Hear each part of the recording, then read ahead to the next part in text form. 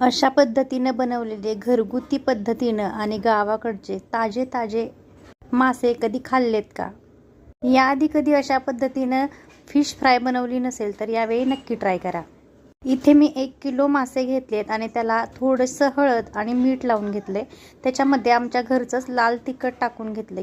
या कांदा लसूण मसाल्यामध्ये ऑलरेडी मीठ असतं, त्यामुळे मी वरून जास्त काही मीठ टाकलेलं नाही आहे. याच्यात मी आता फिश फ्राय मसाला टाकून घेतला. कोणत्याही प्रकारचा फिश फ्राय मसाला असेल तरीही चालतं. त्याच्यामध्ये थोडंसं कॉर्नफ्लॉवर टाकायचं आणि असं सगळ्या माशांना व्यवस्थित असं एकसारखं लावून घ्यायचं.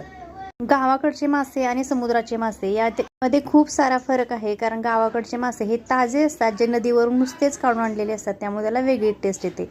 इथं मी एका प्लेटमध्ये रवा आणि थोडंसं तांदळाचं पीठ घेतले आणि त्याच्यामध्ये अशा पद्धतीनं माशाचा एक एक पीस घोळवून घेतला आणि त्याच्यानंतर तो फ्राय करून घेतला.